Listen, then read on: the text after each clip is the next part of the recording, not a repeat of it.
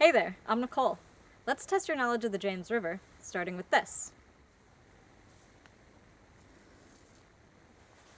Hey Jen, do you know what these lines are?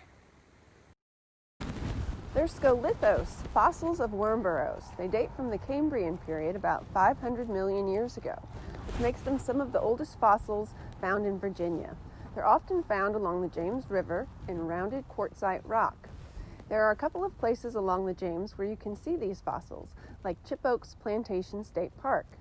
Speaking of fossils, in the James River you can find a creature that's considered a living fossil. Do you know what it is, Betty? It's the Atlantic sturgeon, and I'm at the Cartersville Bridge.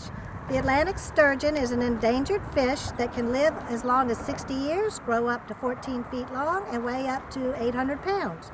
They're anadromous, which means they live in the ocean, but they return to fresh water, the river that they were born in, to spawn.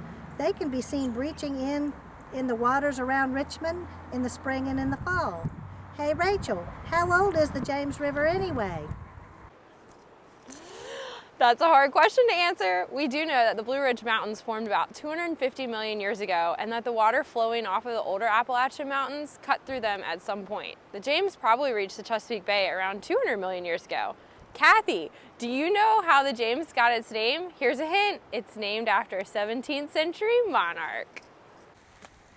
That monarch was King James. He ruled Scotland as King James VI, and after the death of Queen Elizabeth, he became the ruler of England and Ireland as well. He was known as King James I then.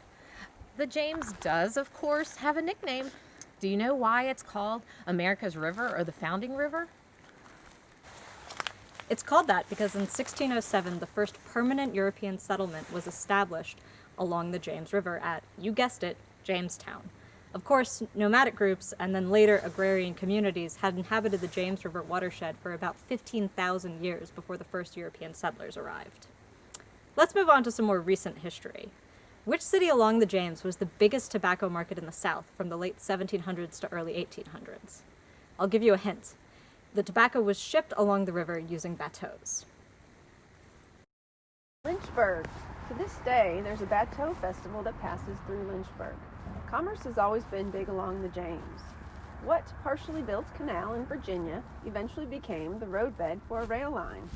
You might know if you visited Richmond, where the canal is highlighted as part of the historic district.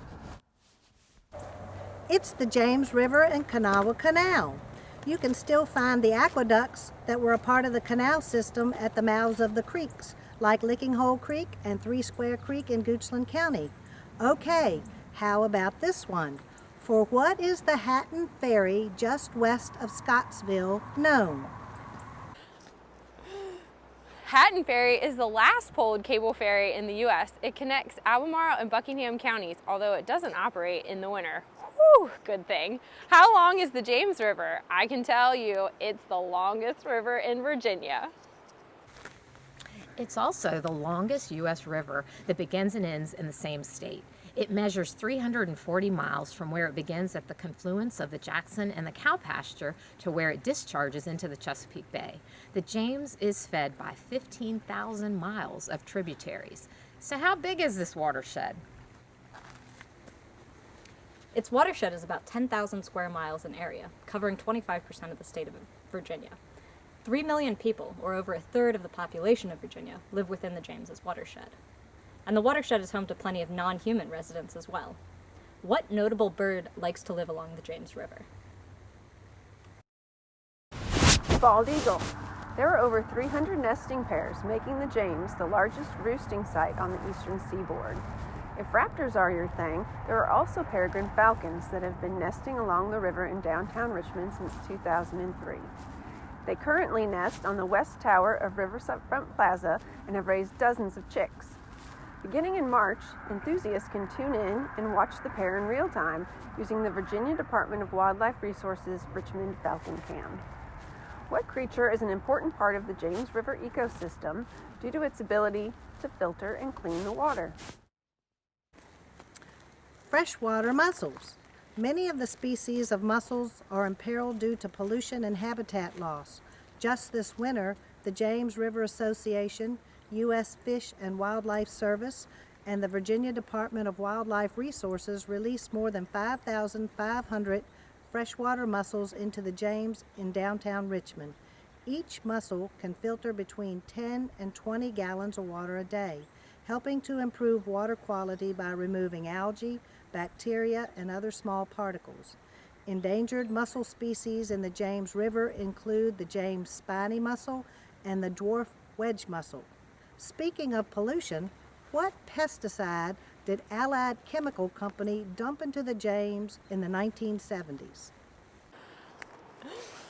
That would be ketone, which came from the company's plant in Hopewell. Regulators banned commercial fishing in the James from 1975 to 1988 as a result. Thanks to the Clean Water Act and the efforts of many conservation and environmental groups, the river has rebounded in the last 4 decades and is now considered one of the most improved in the nation. What could you do to help the health of the James? So many things. Dispose of chemicals properly and don't litter. There are a lot of great organizations like the James River Association that always need volunteers to assist with their conservation efforts. You can also reach out to your local soil and water conservation district or Virginia Cooperative Extension Office for tips on preventing pollution by controlling erosion, using fertilizers responsibly, or maintaining your septic system. We've all got our part to play, and every little bit helps.